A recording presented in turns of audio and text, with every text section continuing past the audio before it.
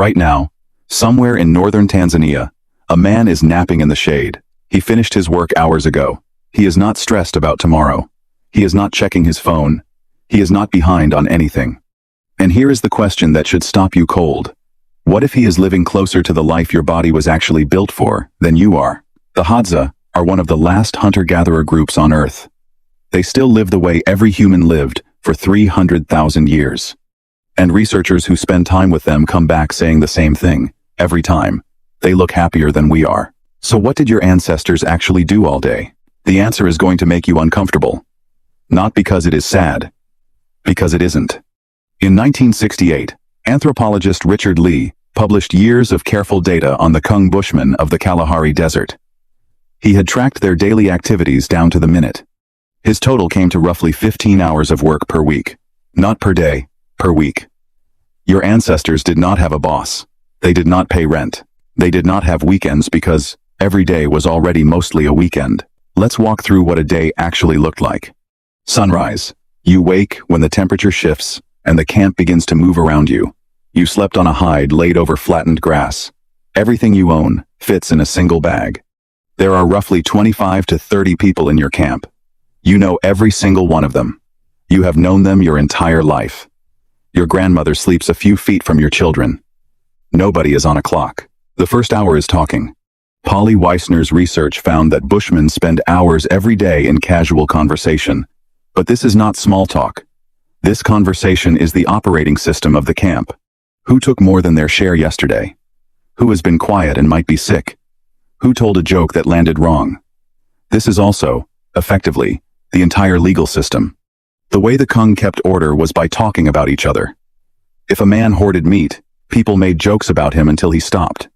If someone became truly unbearable, eventually no camp would take them in. That was the harshest punishment available. It almost never had to be used. In 1969, Richard Lee learned this firsthand. He had been living with the Kung for years.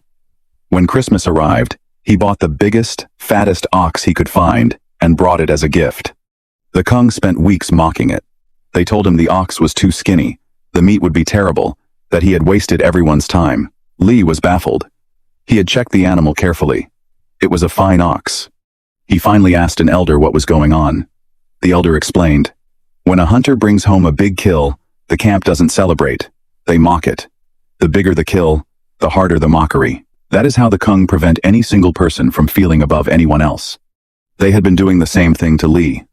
He had brought a great gift, so they had to cut him down to size. Mid-morning, the men gather for the hunt. Hunting is dramatic. It is also deeply unreliable. Frank Marlowe, who studied the Hadza for decades, found that on any given day, most hunters come home with nothing. A successful kill happens once every few days, sometimes less. A hunter might walk 20 miles, track a wounded animal for hours, and return with only a few small birds. When they do connect, though, it counts. Hadza arrows are tipped with poison from the sap of a desert rose. The hunter shoots, then tracks the animal patiently while the poison works. They have brought down antelope, giraffe, zebra this way. And yet the hunters are not the ones who feed the camp. The women are. Among the Hadza, women provide more than half of the camp's calories. They go out in groups every single day, rain or no rain, regardless of luck. They dig, climb, and gather, returning with steady food the camp can count on. And the most productive gatherers are not the young mothers. They are the grandmothers. Women in their 50s and 60s bring back more food per day than women in their 20s. Anthropologists call this the grandmother hypothesis. It may explain why human women are the only primate females who live for decades past menopause. Grandmothers feeding grandchildren may have made the entire species more successful. The children come along. A 3-year-old plays with a small digging stick next to her mother. By 6, she can find food on her own. By 10, she is contributing meaningfully.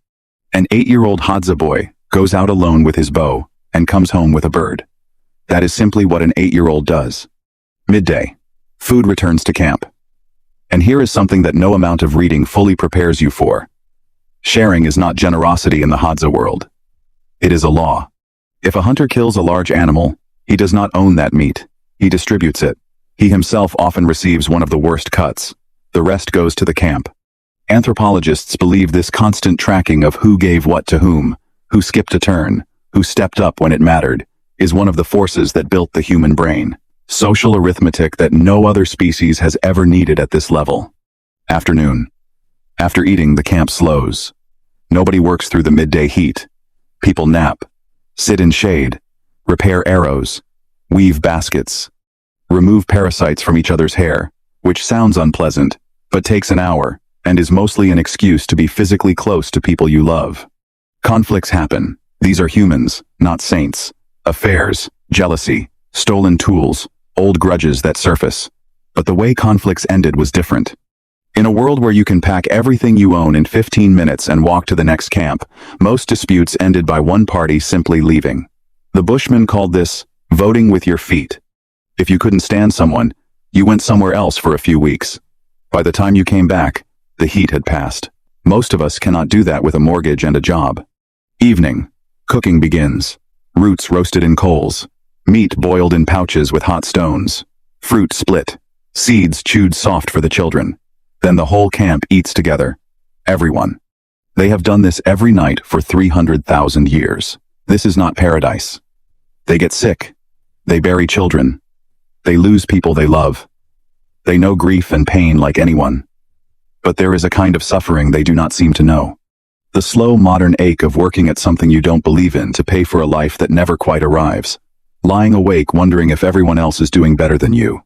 In the late 1960s, an anthropologist looking at all of this called early humans the original affluent society. He didn't mean they had wealth. He meant they had time.